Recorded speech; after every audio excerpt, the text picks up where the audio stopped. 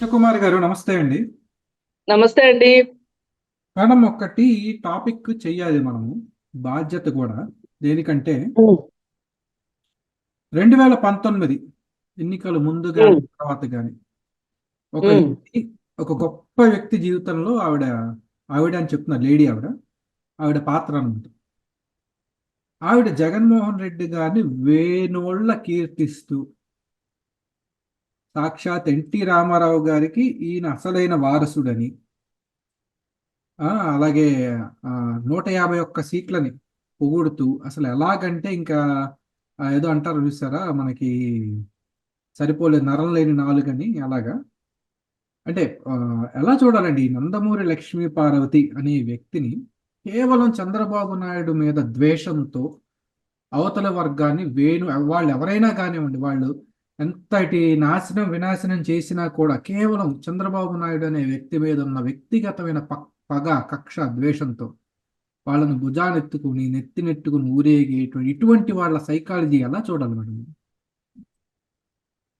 అంటే అండి, బేసిక్ గా మానవ నైజం ఎలా ఉంటది అంటే, మనకు ఒకళ్ళు శత్రువుగా ఉన్నారనుకోండి, ఆ శత్రువుకి శత్రువులు ఎవరు అని చూసుకుంటారు. కక్ష సాధింపు చర్యల్లో భాగంగా దానికి లక్ష్మీ పార్వతి కూడా ఏమాత్రం మినహాయింపు కాదు. ఎందుకంటే ఇది ఈ రోజు వచ్చిన ఆ జబ్బు కాదు. ఇది ఈ రోజు వచ్చిన అవకాశవాదం కాదండి. ఇది ఇది మనకి పాత కాలంలో రాజుల కాలం నుంచి రాజ్యాధికారాలు సాధించుకునే క్రమంలో ఒక రాజుని ఓడించాలి అంటే ఆ రాజుకు శత్రువులు ఎవరో చూసి వాళ్ళతోటి కుమ్మక్కయ్యి వాళ్ళతోటి కలిసి పన్నాగాలు పన్ని ఆ రాజును ఓడించడం జరిగేది. అయితే మనకి అది ఏదైతే ఆ జబ్బు ఉందో, ఆ లక్షణం ఏదైతే ఉందో, ఆ లక్షణాన్ని మన వాళ్ళు ఏం చేశారు అంటే, మన భారతదేశంలో ఉన్న రాజులతోనే కాకుండా బ్రిటిష్ వాళ్ళు వచ్చినప్పుడు కూడా బ్రిటిష్ వాళ్ళకి మన దేశాన్ని హస్తగతం చేసుకోవడానికి ఈ లక్షణం చాలా వరకు ఉపకరించిందని చెప్పొచ్చు. అంటే భారతదేశం, బ్రిటిష్ వాళ్ళు స్టడీ చేశారు మన భారతదేశంలో ఏం చేస్తే మనం ఇక్కడ అధికారం సాధించుకోవచ్చు అనేది. రీసెర్చ్ చేసి వాళ్ళు ఒక రాజుని ఏదో ఒక కారణం చేత తమ అధీనంలో ఉంచుకొని ఆ రాజుకు తెలిసిన అవతల రాజు యొక్క అనుపానాలు కావచ్చు, లేకపోతే వాళ్ళ వీక్నెస్లు కావచ్చు, వాళ్ళ స్ట్రెంగ్త్లు కావచ్చు, అన్నీ తెలుసుకుని వీళ్ళ ద్వారా వాళ్ళ మీద విజయం సాధించేవాళ్ళు.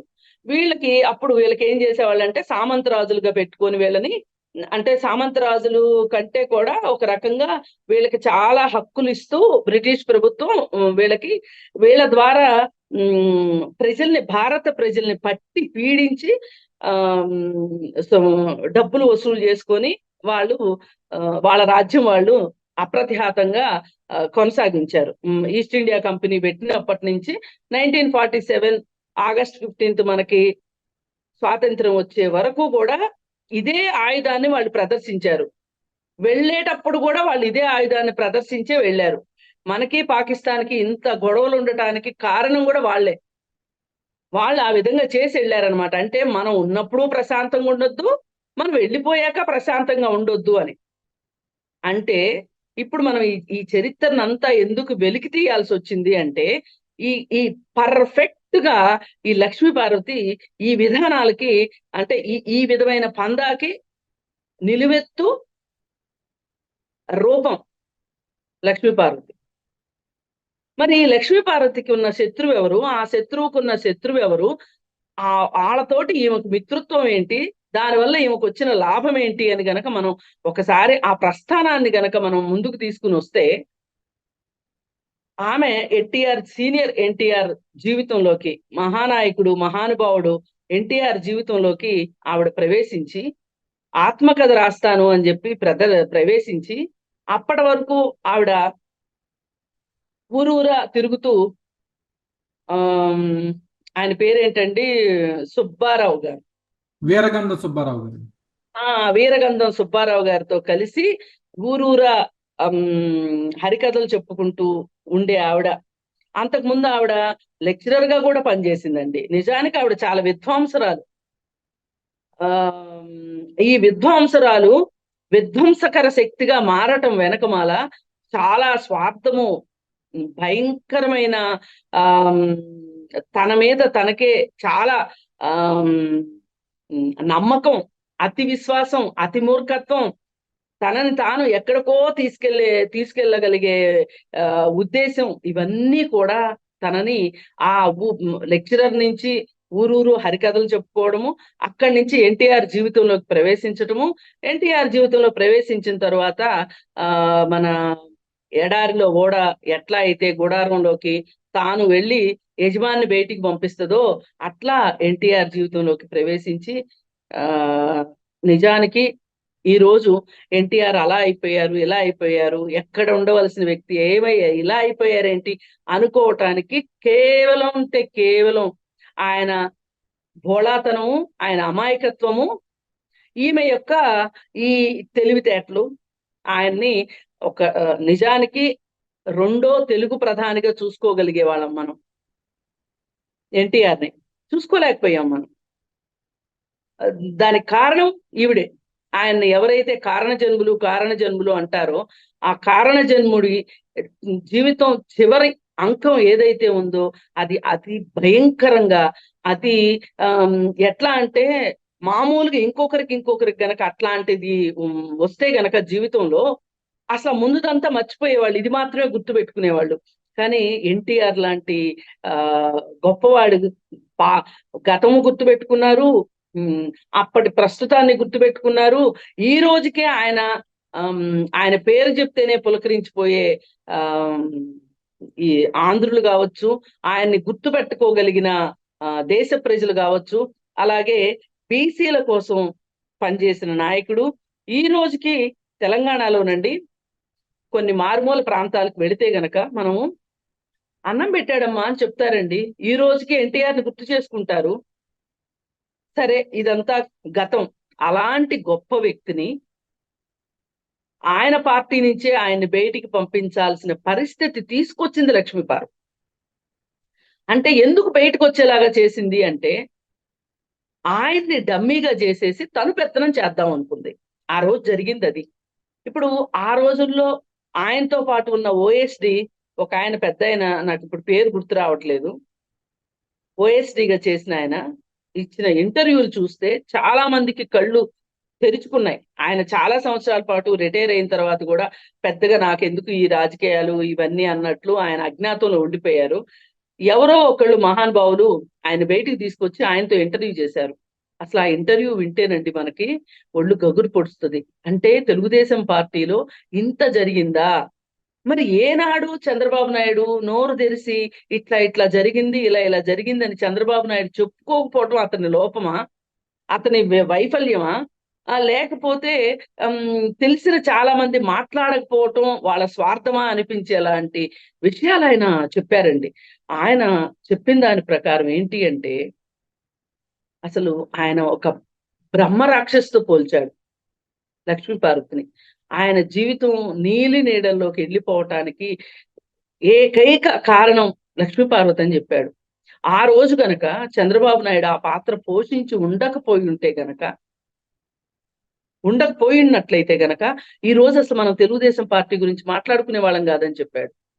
పైగా ఈ జరిగిన విషయాలన్నీ కూడా కుటుంబ సభ్యులందరికీ తెలిసి కూడా చాలా మంది వాళ్ళ స్వార్థం కోసమో లేకపోతే వాళ్ళ అంటే చంద్రబాబు నాయుడు స్థానాన్ని వాళ్ళు తీసుకోవాలనో లేకపోతే ఇంకోటో ఎవరు నోరు తెరిచి మాట్లాడట్లేదు. కానీ అందరికీ తెలుసు, అందరూ కలిసి తీసుకున్న సమిష్టి నిర్ణయమే ఇది.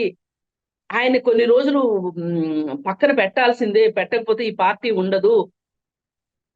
వాళ్ళందరూ కలిసి, ఎమ్మెల్యేలు అందరూ కలిసి అసలు ఈవిడితోటి మేమెక్కడ పోయిపడము అని చెప్పి ఈవిడ్ని పక్కకు పంపిస్తే గాని మేము తెలుగుదేశం పార్టీలో ఉండము, లేకపోతే మేము మీటింగ్ పెట్టుకొని ఎమ్మెల్యేలు అందరం కలిసి మేము ఒక సీఎం క్యాండిడేట్ ని కూడా సెలెక్ట్ చేసేసుకుంటున్నాం అనేంత పరిస్థితి రావటం. ఆ రోజు అసలు తెలుగుదేశం పార్టీలో వీళ్ళు ఉంటారా ఉండరా అని అనుకోవడము, వీళ్ళందరినీ తీసుకెళ్లి కర్ణాటక తీసుకెళ్లి ఒక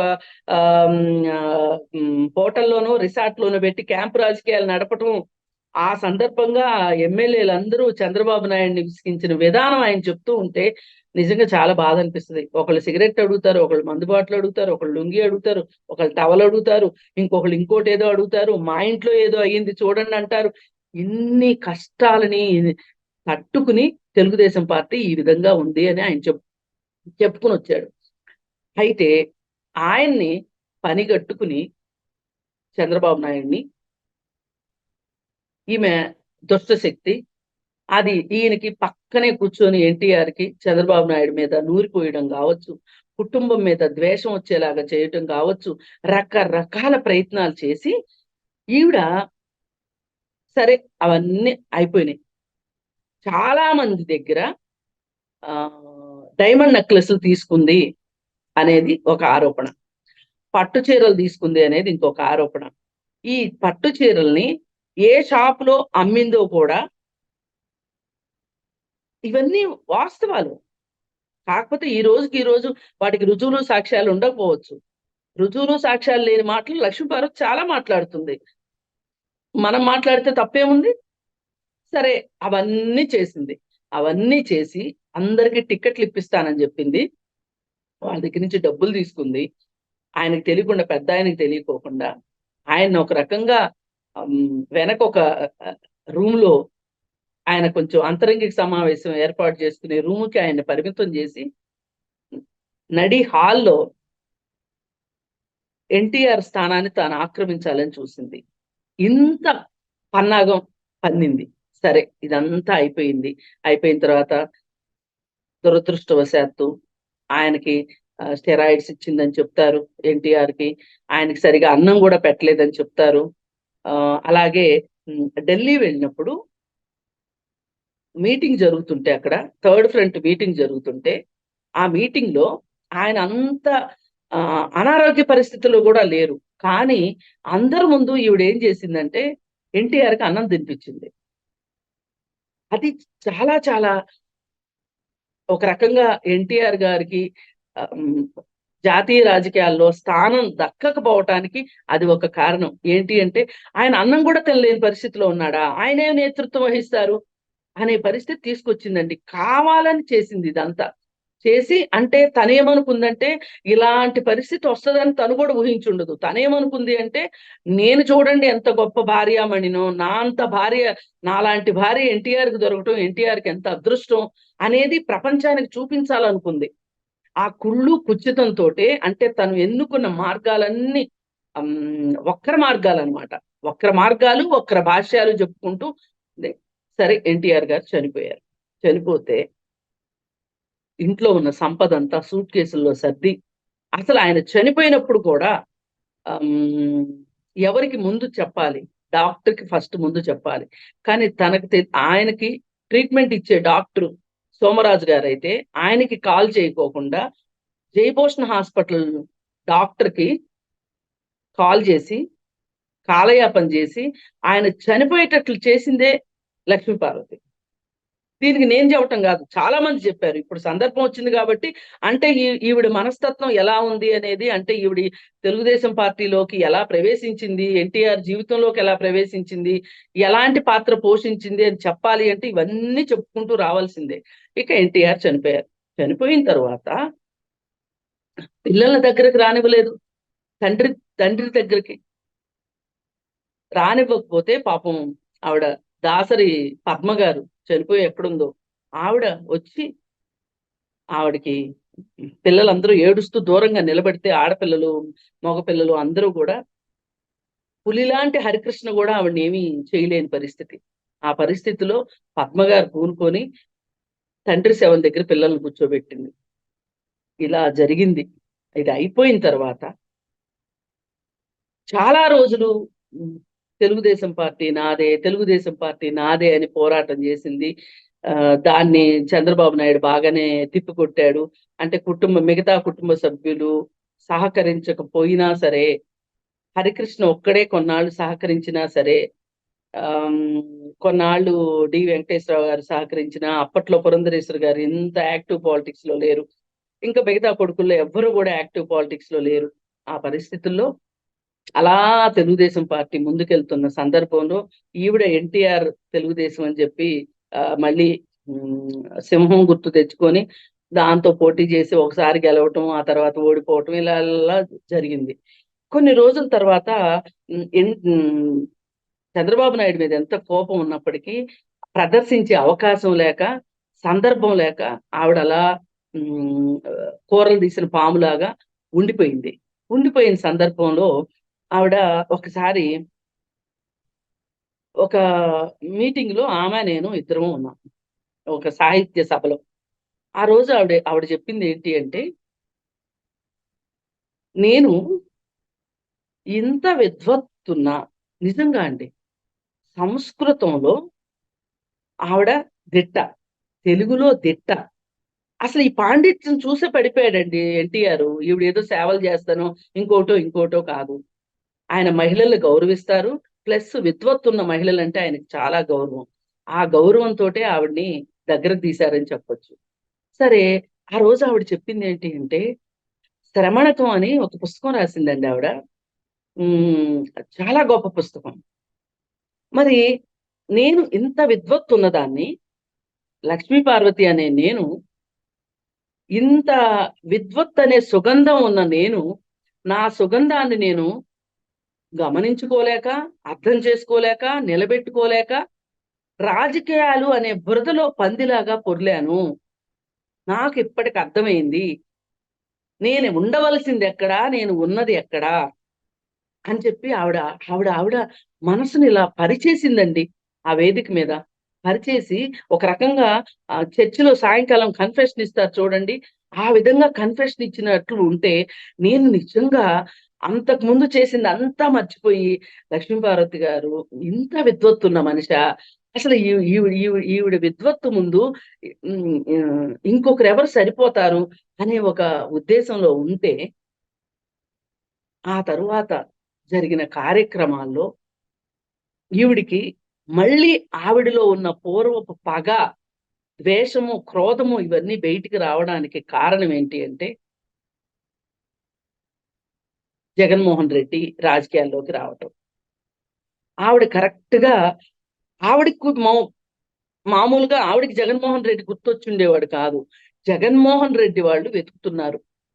ఎవరు? చంద్రబాబు నాయుడు శత్రువులెవరు, ఎవరెవరైతే శత్రువులు ఉన్నారో, ఎవరెవరైతే ఆయుధాలుగా మనకు పనికొస్తారో, ఆ ఆయుధాలన్నిటినీ తీసి వాటికి మరమ్మతులు చేసి, వాటికి సానబెట్టి, ఆ కత్తులన్నిటినీ, కొన్ని చురకత్తులు, కొన్ని ఇంకొక కత్తులు, ఆ కత్తులన్నిటినీ సర్వీసింగ్ చేసేసి ఒక్కొక్క ఆయుధాన్ని పెట్టి తీసుకొచ్చాడు. ఆ బయటికి తీసుకొచ్చిన ఆయుధాల్లో రోజా ఒక ఆయుధం, కొడాలి నాని ఒక ఆయుధం, అలాగే లక్ష్మీపార్వతి ఒక ఆయుధం, ఇలా చెప్పుకుంటూ పోతే ఇంకొంతమంది అజ్ఞాత ఆయుధాలు కూడా ఉన్నాయి జగన్మోహన్ రెడ్డికి. సరే, ఈ ఆయుధాలతోటి ఆయన పని పట్టడం మొదలెట్టాడు. ఇక ఆ ఆయుధాలకి పని చెప్పటం మొదలెట్టాడు. ప్రతిరోజు వాళ్ళకి చీటీలు, స్క్రిప్ట్లు. అసలు ఆ స్క్రిప్ట్లన్నీ కూడా మాట్లాడగలిగే తెలివితేటలు జగన్మోహన్ రెడ్డికి కూడా లేవు. అసలు ఈ స్క్రిప్ట్లన్నీ రచించడానికి ఒక పండితుడిని కూడా పెట్టుకుని ఉండుంటారు వాళ్ళు. అయితే ఆ విధంగా ఆ లక్ష్మీపార్వతి రంగప్రవేశం చేసింది మరొకసారి తెలుగుదేశం పార్టీలో, అలాగే చంద్రబాబు నాయుడు మీద. మరి ఆవిడకి అసలు ఈ చంద్రబాబు నాయుడు మీద ఇంత కోపం ఎందుకు అనేది కూడా మనం ఒక్క నిమిషం మాట్లాడుకోవాలి. అసలు ఈ చంద్రబాబు నాయుడే గనక ఆ రోజు లేకపోయి ఉండున్నట్లయితే గనక, మిగతా వాళ్ళెవ్వరికి ఇంత నైపుణ్యం లేదు, ఇన్ని తెలివితేటలు లేవు. చంద్రబాబు నాయుడు మాత్రమే నా రాజకీయ పతనానికి సమాధి కట్టగలిగాడు. అలాంటి వాడిని నేను ఎందుకు వదిలిపెడతాను? ఇప్పుడు ఆవిడ తోక తొక్కిన తాచుప్రాములాగా ఆమె రంగప్రవేశం చేసి జగన్మోహన్ రెడ్డితో కలిసి పూర్తిగా, అంటే ఒక రకంగా అసలు జగన్మోహన్ రెడ్డి ఏంటి, అతను ఏం చేయగలడు, అతను ఏం చేస్తాడు అనేది ఆలోచించాల. మచ్చలేని మహానాయకుడు అండి ఎన్టీఆర్. వాళ్ళ అబ్బాయి ఒకసారి అబిడ్స్ లో, ఆఖరి అబ్బాయి అనుకుంటా, అప్పటికి అతనికి ఇంకా పెళ్లి కాల, తండ్రితో కలిసి ఉండేవాడు. అయితే స్కూటర్ మీద వెళ్తా ఉంటే పోలీసులు చలానా రాశారు. ఆయన సీఎంగా ఉన్నప్పుడు ఆయన మారు మాట్లాడుకోకుండా చలానా కట్టేసేసి వచ్చేసాడు. వచ్చేస్తే అప్పుడు ఎవరో ఒకళ్ళు అతను తెలిసిన వాళ్ళు ఆ పోలీసుని అన్నారంట, ఎవరు అనుకుంటున్నావు, సీఎం గారు అబ్బాయి, ఆ అబ్బాయి దగ్గర నువ్వు ఆ అబ్బాయికి చలానా రాస్తావా, నీకెంత ధైర్యం అంటే అతను ఒకటే చెప్పాడంట, ఇప్పుడు గాని ఇది ఒక వార్త అయ్యిద్ది అంటే గనక మా నాన్నగారు ఊరుకోరు, ఆయన ప్రతిష్టకి భంగం కలిగించే పని నేను చెయ్యను అని చెప్పి మాట్లాడాడు ఆ కొడుకు. అంటే ఎన్టీఆర్ ఎలా ఆ, ఆ,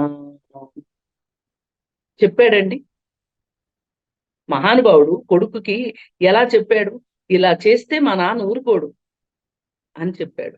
మరి అలాంటి కుటుంబంలో నుంచి ఉన్న మనుషులు ఎక్కడ తండ్రి అధికారాన్ని అడ్డం పెట్టుకొని క్విడ్ ప్రోకో ద్వారా వేల కోట్లు ఆస్తులు సంపాదించి ఎందరినో సమిధలుగా చేసిన, ఎందరినో బలి తీసుకున్న జగన్మోహన్ రెడ్డి ఎక్కడ? నీకు ఇంత విద్వత్తు ఉంది కదా, నీకు ఇన్ని తెలివితేటలు ఉన్నాయి కదా, నీకెందుకు అర్థం కాలేదు? ఇప్పుడు ఎన్టీఆర్తో అన్ని రోజులున్న దీనిలో నీకు ఎన్టీఆర్ అర్థమై ఉంటాడు కదా, ఆయన ఏంటో, ఆయన పిల్లలకి ఏం నేర్పించాడో నీకు అర్థమై ఉంటది కదా. మరి అలాంటప్పుడు నువ్వు ఎలా జగన్మోహన్ రెడ్డిని నమ్మావు? అతని పంచను ఎందుకు చేరావు? ఎలా పంచం చేరావు నువ్వు అంటే ఎంత దారుణం అంటేనండి, ఆయన ఎన్టీఆర్ మహానుభావుడు తిరుపతి సభలో, మహానాడు సభలో అనుకుంటా, సభలో ఆవిడ్ని పరిచయం చేస్తూ నా జీవిత భాగస్వామి అని చెప్పి అందరి ముందు నిన్ను పరిచయం చేసి, అంత పర్వతం లాంటి ఎవరెస్ట్ శిఖరం లాంటి వ్యక్తి నిన్ను పక్కన నుంచోబెట్టుకొని నా భార్య అని, ఆ నా అర్ధాంగి అని చెప్పాడు. అలాంటి గౌరవాన్ని నువ్వు పొందిన తర్వాత, అంత అదృష్టం నీ చేతికి వచ్చిన తర్వాత దాన్ని గుండెల్లో పెట్టుకుని ఉండాలి నువ్వు నిజానికి, అంతటి మహానుభావుడు నిన్ను అర్థంగా చేసుకున్నందుకు. కానీ నువ్వేం చేశావు? నీ స్థానాన్ని ఎక్కడికి తీసుకెళ్ళుకున్నావు అంటే నువ్వు, వైఎస్ విజయమ్మ ఒక ధర్నా చేస్తున్న సందర్భంలో ఒక చోట ఆమె సోఫాలో కూర్చుంటే రోజా అన్ను నువ్వు కింద కూర్చున్నారు ఆమె కాళ్ళ దగ్గర. నీ స్థితి అక్కడికి దిగజార్చుకున్నావు. రాజకీయ పరమపద సోపానంలో నువ్వు అతిపెద్ద పాము చేతిలో చిక్కి కిందకొచ్చావు మళ్ళీ. ఈ అతిపెద్ద పాము ఎవరు అంటే జగన్మోహన్ రెడ్డి. నీ స్థానం ఎక్కడ, నువ్వు ఉన్నది ఎక్కడ? ఇది చాలదు నీ జీవితానికి? ఇంకా ఇంకా ఇంకా సిగ్గు లేకుండా నువ్వు 2019లో జగన్మోహన్ రెడ్డి గెలిచిన తర్వాత 2014, 2019 మధ్యలో కూడా నువ్వు చంద్రబాబు నాయుడు గురించి అవాకులు చవాకులు పేలి రకరకాల మాటలు మాట్లాడి, ఇంకా వాళ్ళు ఏంటంటే తెలుగుదేశం పార్టీ వాళ్ళు కూడా అసలు ఈవిని విస్మరించేశారండి. ఈవిని జనాభా లెక్కల్లోంచి తీసేశారు వాళ్ళు. వాళ్ళు విమర్శించడం కూడా మానేశారు ఒక రకంగా. ఈమె దాడి చేస్తుంటే ప్రతి దాడి చేయడం కూడా మానేసేశారు అసలు. అంటే ఇది కూడా ఒక రకంగా ఒక రాజకీయమైన వ్యూహమే. ఎన్ని రోజులు అరుచుకుంటుంది, అరుచుకొని ఆమె ఏం చేయగలదు అని వదిలేశారు. ఒక రకంగా గాలికి వదిలేయడం అంటారు చూడండి. ఇప్పుడు ఇంట్లో ఎవరన్నా ఒక కుటుంబ సభ్యుడు ఇక మరీ పనికిరాడు అని అనుకున్నారనుకోండి, అబ్బో వాడు మా కుటుంబ సభ్యుడు కాదు పోండి అని చెప్పేస్తారు. అలా ఈమెను వదిలేశారు. అసలు తెలుగుదేశం వాళ్ళు పట్టించుకోవడం కూడా, అంటే ఒక విమర్శకి ప్రతి విమర్శ చేయడానికి కూడా ఆమెకు అర్హత లేదు అని వదిలేశారు. అది సంగతి. సరే, 2019లో జగన్మోహన్ రెడ్డి ఘన విజయం సాధించిన తర్వాత ఆ జగన్మోహన్ రెడ్డిని ఈమె వేణోళ్ళ పొగిడి అతనికి ముద్దులు పెట్టి కావులిచ్చుకొని, అప్పుడు ఎన్టీఆర్నే చూశాను, మళ్ళీ ఇప్పుడు నిన్నే చూస్తున్నాను రా, నువ్వురా అసలైన వారసుడు ఎన్టీఆర్కి, తెలుగు జాతి గౌరవాన్ని నిలబెట్టావురా. ఇట్లా ఇక అసలు మనం వినడానికి కూడా భరించలేని కామెంట్స్ చేసింది. అప్పటికి జగన్మోహన్ రెడ్డి ఏమేం చేస్తున్నాడు? విడ్ప్రోకో ద్వారా కేసులైనవి, అరెస్ట్ అయ్యాడు, 16 నెలల జైల్లో ఉన్నాడు. అతని సంపాదించిన అక్రమాస్తులన్నిటినీ ఈడీ జప్తు చేసింది, తన స్వాధీనంలో పెట్టుకుంది. అలాగే ఎవరెవరైతే ఈయన ద్వారా మోసపోయారా లేకపోతే లబ్ధి పొందారా అనుకున్న వాళ్ళందరినీ, ఎవరెవరైతే ఉన్నారో వాళ్ళందరినీ కూడా ఐఏఎస్లు, ఐపీఎస్లు, మంత్రులు, గింత్రులు, అసలు వీళ్ళని లేదు వాళ్ళని లేదు అందరినీ లోపలేసిన పరిస్థితి. కొంతమంది ఏవో త్రుటిలో తప్పించుకున్నారు అదృష్టవశాత్తు. ఇలా జరిగిన కార్యక్రమం అంతా నీకు ఎప్పుడో ఒక పోయిన శతాబ్దంలో జరగల, నీ కళ్ళ ముందు ఒక దశాబ్ద కాలంలో జరిగిన దాన్ని కూడా నువ్వు చూడలేని ఒక దృష్టి నీకు వచ్చింది అంటే దీనికి కేవలం ఒకే కారణం ఏంటి అంటే నీ ద్వేష మనస్తత్వం. చంద్రబాబు నాయుడు మీద పగ తీర్చుకోవాలి అనే నీ కుటిల బుద్ధి ఏదైతే ఉందో ఆ బుద్ధి నిన్ను అలా ప్రవర్తించింది. అందుకే పెద్దలు ఏం చెప్తారంటే బుద్ధి కర్మానుసారణి అంటారు. నీ బుద్ధే నీ కర్మకి కారణం, నీ బుద్ధి వల్ల నీ కర్మ ఇలా చచ్చింది అని మాట్లాడు. అదే విధంగా చేసింది. ఇక ఆ రోజు నుంచినండి ఇక ఆవిడకి పట్ట పగ్గాలు లేవు. ఆవిడని తెలుగు భాష అది సంఘానికి అధ్యక్షురాలను చేశాడండి. నిజానికి ఈవిడేం ఊహించిందంటే ఏ ఎమ్మెల్సీనో ఇస్తాడు, ఏ రాజ్యసభ మెంబరో ఇస్తాడు, ఇంకేవేవో చాలా ఊహించిందండి పాపం ఆవిడ. ఎందుకంటే ఆవిడ ఏం చేసిందో జగన్మోహన్ రెడ్డికి ఆవిడకే తెలుసు. ఎంత దిగజారి, ఎంత కాళ్ళు పట్టుకున్నంత పనిచేసి ఆయన ప్రాపకం కోసం ఆమె ఎంత ప్రాకులాడిందో మనందరికీ తెలుసు. ఆమెకి బాగా తెలుసు, జగన్మోహన్ రెడ్డికి అంతకంటే బాగా తెలుసు. కానీ ఇలాంటి వాళ్ళందరికీ సముచితమైన స్థానం ఇవ్వటం ఇష్టం లేని జగన్మోహన్ రెడ్డి ఎవరిని ఎక్కడ పెట్టాలో, ఎక్కడ సెట్ చేయాలో జగన్మోహన్ రెడ్డికి తెలిసినంతగా ఎవరికీ తెలియదు. అతనికి జాలి, దయ, కాస్త ముందు వెనక ఆలోచించడం అవన్నీ ఉండవు కదా పెద్ద మనిషికి. అందుకని ఈవిడికి ఏ స్థానం ఇవ్వాలో ఒక చిన్న పోస్ట్ ఇచ్చి కూర్చోబెట్టాడు. కూర్చోబెట్టిన తర్వాత కూర్చోబెట్టి ఏం చేశాడు? ఇప్పుడు ఆవిడ ఆ పార్టీ తరఫున అధికార భాషా సంఘానికి అధ్యక్షురాలు. ఆవిడ నోటికి ప్లాస్టర్లు వేసేసాడు, ఆవిడకి చెవుల్లో దూదులు పెట్టేశాడు, ఆవిడ కళ్ళకు గంతలు కట్టేశాడు. ఆవిడకి వినపడదు, కనపడదు, మాట్లాడలేదు. గాంధీ గారి 3 కోతులు లెక్క చేసేసాడు ఆవిడ్ని. చేసేసి నేను ఇంగ్లీష్ భాషను ప్రవేశపెడతాను అని మొదలెట్టాడు. అప్పుడు ఎంతో మంది వ్యతిరేకించారు, ఎంతో మంది బాధపడ్డారు. కానీ ఈవిడ మట్టుకు నోరెత్తి మాట్లాడాలి. ఇది చాలు కదా ఆవిడకి. ఆవిడకున్న పోస్ట్ ఏంటి, ఆవిడ ఏం చెయ్యాలి, దేన్ని పరిరక్షించడానికి ఆవిడ అధ్యక్షురాలైంది, ఆవిడ పోస్ట్ వచ్చింది. ఈయనగాసి నక్కల పాలవటం అంటే ఇది కాదు. ఏమనుకుని ఆమె మొదలెట్టింది, ఏం చేసింది? ఇక ప్రపంచం అంతా మాట్లాడింది కానీ ఆఖరికి తెలుగు భాషకి భాషను నిలబెట్టడానికి, తెలుగు భాషకి హిందీ భాషకి ఒక పెద్ద వంతెనలాగా పనిచేసే యార్లగడ్డ లక్ష్మీప్రసాద్ గారి లాంటి మేధావి కూడా ఆ రోజు ఏమీ మాట్లాడలేదు. ఆయనకేదో పోస్ట్ ఇచ్చారు, హిందీ ప్రచార సభకు సంబంధించిన ఆయనకు ఒక పోస్ట్ ఉంది. అందుకని వీళ్ళిద్దరు ఏం మాట్లాడలేకపోయారు. మాట్లాడలేక కుక్కిన పేనుల్లా పడున్నారు. మరి వీళ్ళిద్దరూ ఒకే జాతి పక్షులు అన్నమాట. ఏంటి అంటే వాళ్ళకి గుడ్డిగా చంద్రబాబు నాయుడు కంటే పడదు. వాళ్ళకి చంద్రబాబు నాయుడు అంటే పడదు కాబట్టి చంద్రబాబు నాయుడు శత్రువు అయిన జగన్మోహన్ రెడ్డి పంచం చేరి వీళ్ళు చంద్రబాబు నాయుడికి జరిగే నష్టాన్ని చూసి వీళ్ళు సంతోషిస్తున్నారు అనమాట. పైగా యార్లగడ్డ లక్ష్మీప్రసాద్ గారు ఎంతైనా మేధావి కదా, ఆయన మనసులో సంతోషిస్తాడు, ఈవిడ పైకే సంతోషిస్తాయి. అసలు జగన్మోహన్ రెడ్డి ఎక్కడైనా పబ్లిక్ లో కనిపిస్తే ఆవిడ హావభావాలు, ఆవిడ పరవశించిపోయే విధానం, ఆవిడ అతన్ని రిసీవ్ చేసుకునే విధానం, ఇవన్నీ చూస్తే ఎవరికైనా నిజంగా ఎన్టీఆర్కి ఈవిడికి ఎవరైనా రహస్యంగా ఒక కొడుకున్నాడా? ఆ కొడుకే ఈ జగన్మోహన్ రెడ్డా? అంటే స్వయాన మనవడా జగన్మోహన్ రెడ్డి అనేంత పరవశాన్ని చూపిస్తుందండి. సరే, ఏది ఏమైనా చివరికి అవన్నీ జరిగిపోయినాయి. వీళ్ళ వైఫల్యాలన్నీ జరిగిపోయినాయి. వీళ్ళు చేయాలనుకున్నదంతా చేశారు. అన్నీ అయిపోయిన తర్వాత ఇప్పుడు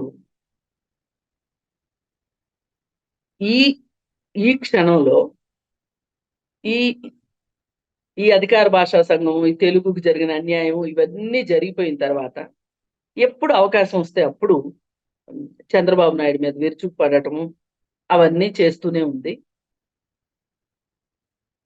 జగన్మోహన్ రెడ్డి ఇంకొక కక్ష తీర్చుకునే కార్యక్రమంలోకి వెళ్ళాడు. అది ఎన్టీఆర్ హెల్త్ యూనివర్సిటీ పేరు మార్చే విషయం. ఆ పేరు మార్చిన సందర్భంగా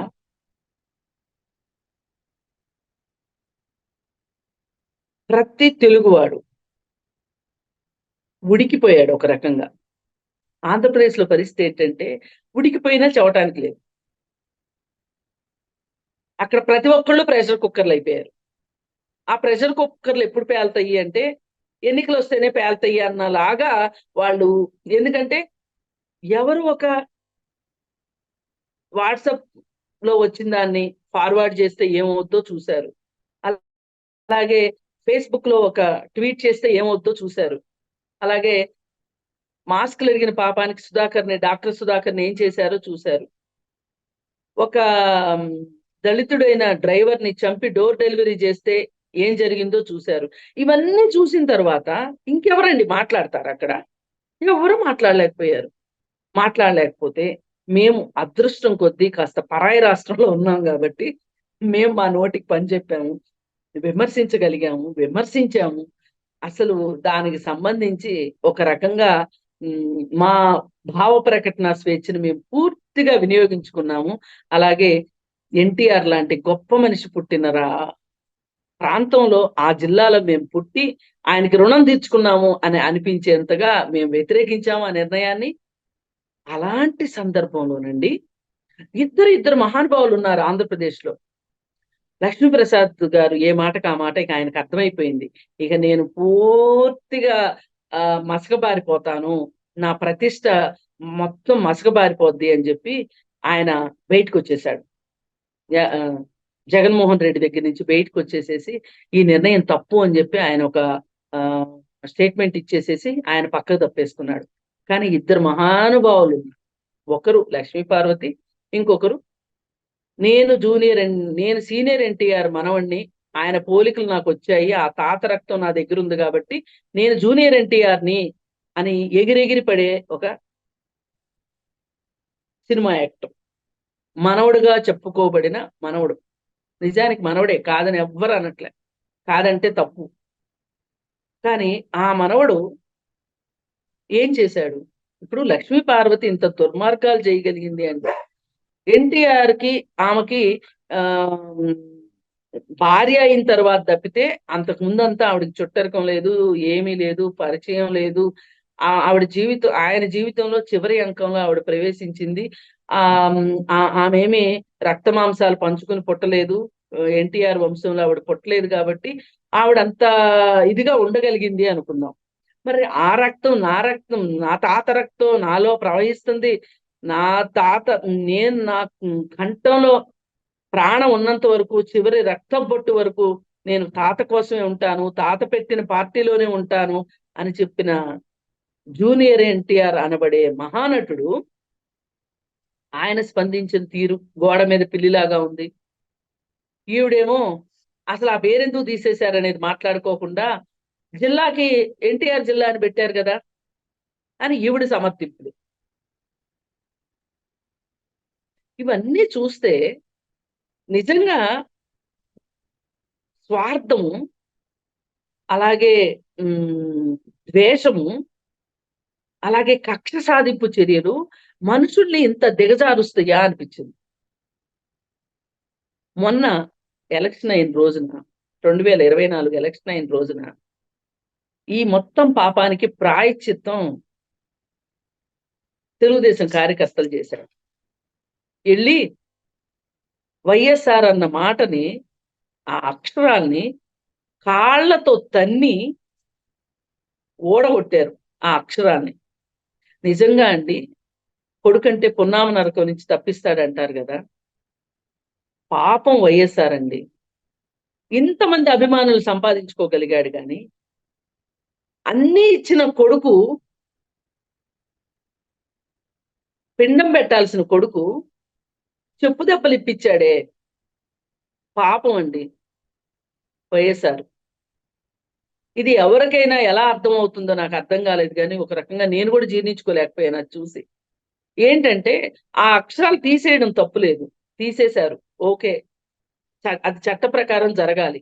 నిజంగా ఒక జీవో ప్రకారం జరగాల్సిన దాన్ని ఒక్కొక్కసారి ప్రజలు వాళ్ళ ఆక్రోశానికి, వాళ్ళ ఆవేశానికి చట్టాన్ని చేతిలోకి తీసుకుంటారు. సరే, దాన్ని మనం ఎంతవరకు సమర్థిస్తామనేది వేరే విషయం. కానీ అలా ఆయన పేరుని కాళ్ళతో తన్నడము అనేది, ఈ తన్నించడానికి కారణం జగన్. జగన్ చేసిన ముష్టి పని వల్ల ఇదంతా జరిగింది. అలా కాకుండా ఇంకొక మంచి యూనివర్సిటీ, వైఎస్ఆర్కి ఇష్టమైన విషయాల్లో ఒక మంచి యూనివర్సిటీని పెట్టి, ఆ యూనివర్సిటీకి ఆయన పేరు పెట్టుంటే ఎవరు కాదంటారు? ఎవరైనా వద్దంటారా? ఇప్పుడు మోడీ లాంటి వాడు తను బతికుండగానే ఒక స్టేడియంకి పటేల్ పేరు తీసేసి తన పేరు పెట్టుకుంటేనే ఈ ప్రజాస్వామ్య దేశంలో ఏమీ చేయలేకపోయామే. నువ్వు ఒక కొత్త యూనివర్సిటీ కట్టి నువ్వు మీ నాన్న పేరు పెట్టుకుంటానంటే ఎవరొద్దంటారు? అలాంటప్పుడు ఈమె స్టేట్మెంట్ ఈ విధంగా ఉంది. మరి ఇప్పుడు ఈ ఎలక్షన్ల తర్వాత కూడా ఆవిడలో ఏ విధమైన మార్పు లేదు. మార్పు లేకుండా ఆఖరిగా ఆవిడ మాట్లాడింది ఏంటి అంటే, మర్చిపోయానండి ఇంకొక ముఖ్య విషయం చెప్పాలి.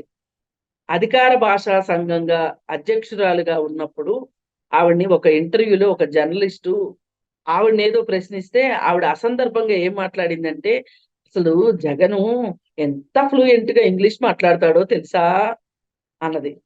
ఆ జర్నలిస్ట్ కూడా నాలాంటిదే అనుకుంటా. మన మనం ఇప్పుడు మాట్లాడుకోవాల్సింది తెలుగు గురించి కదా మేడం, ఇంగ్లీష్ తో ఏంటి సంబంధం మనకి అని అడిగింది. ఇలాంటివి చాలా ఉన్నాయి. నేను ఇప్పటికిప్పుడు అన్ని నేను చెప్పలేను, కానీ నేను అన్ని పై రేఖామాత్రంగానే తడిమాను. సరే, ఇక ఫైనల్ కి మొన్న ఎలక్షన్లు అయిపోయినాయి. ఎలక్షన్లు అయిపోయిన తర్వాత అప్పటికే ఆవిడ ఆశ ఏంటి అంటే జగన్మోహన్ రెడ్డి గెలుస్తాడని. మొన్న ఎన్టీఆర్ ఘాట్ దగ్గరికి వచ్చి, ఎన్టీఆర్ పుట్టినరోజు సందర్భంగా అక్కడికి వచ్చి, ఎంత అసందర్భం అంటే, ఆ రోజు నువ్వు అక్కడ మాట్లాడాల్సింది ఏంటి? ఎన్టీఆర్కి నీకు ఉన్న అనుబంధం ఏంటి చెప్పు.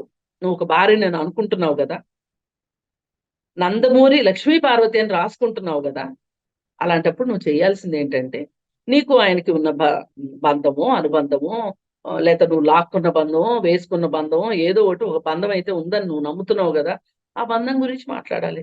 నువ్వు చేసింది ఏంటి?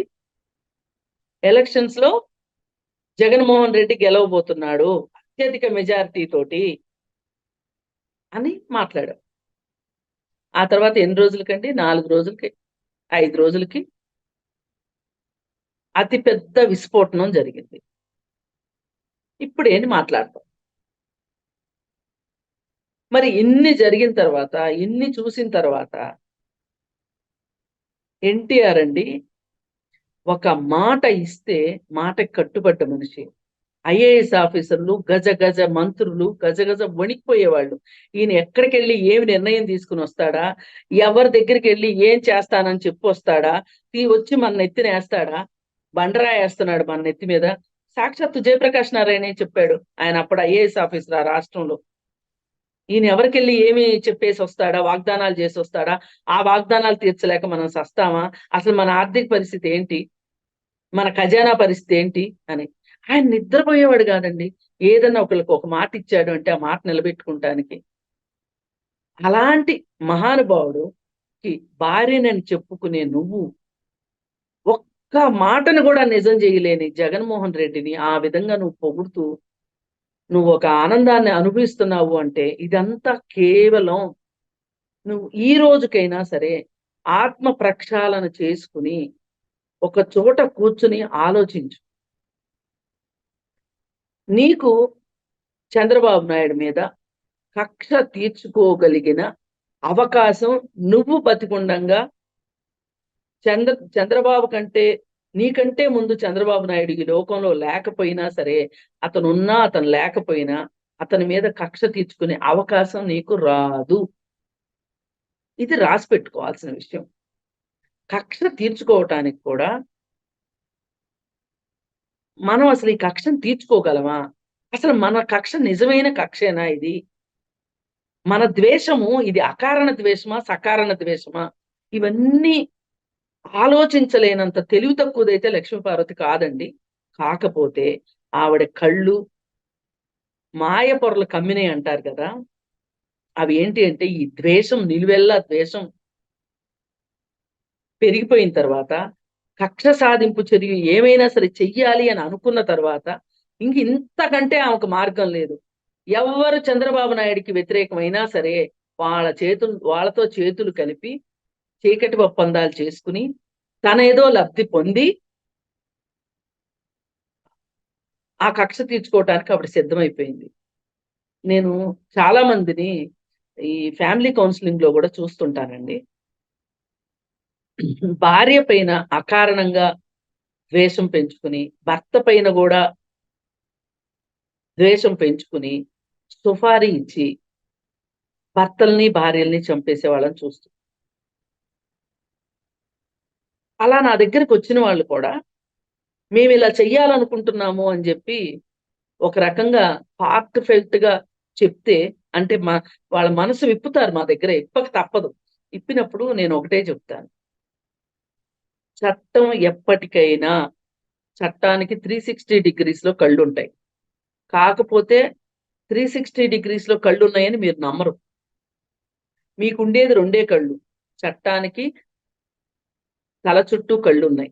మీరు ఏం చేసినా, ఎలా చేసినా ఎప్పటికైనా అది బయటపడుతుంది. దానికన్నా కూడా ఒక్క విషయం ఒక్కసారి వదిలేయండి. ఆ కక్షలు కార్పణ్యాలు వదిలేయండి. వదిలేసి మీ జీవితాన్ని మీకు ఒక జీవితం ఉంది. వాళ్ళతో విడిపోయి మీరు బతికే హక్కు మీకుంది. రాజ్యాంగం ఆ హక్కు కల్పించింది. భార్యకైనా భర్తకైనా హాయిగా ఉండండి అని చెప్తారు.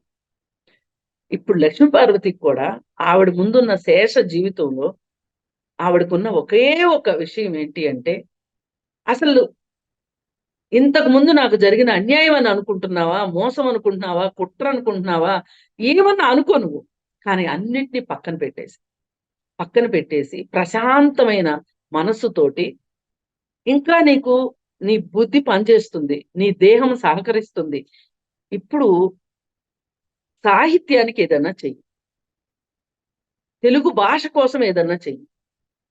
ఆ 2 పనులు చేస్తే కనీసం నువ్వు ఇప్పటి వరకు చేసిన ఏవైతే ఉన్నాయో ఇవన్నీ ఈ దుష్కార్యాలు అంటారు కదా, వీటన్నిటి నుంచి నీకు ఎంతో కొంత ఒక ఉపశమనం దొరుకుతుంది. నువ్వు ఒక పాప ప్రక్షాళన చేసుకున్న దాని అవుతావు. నీ దగ్గర విద్వత్తు ఉంది.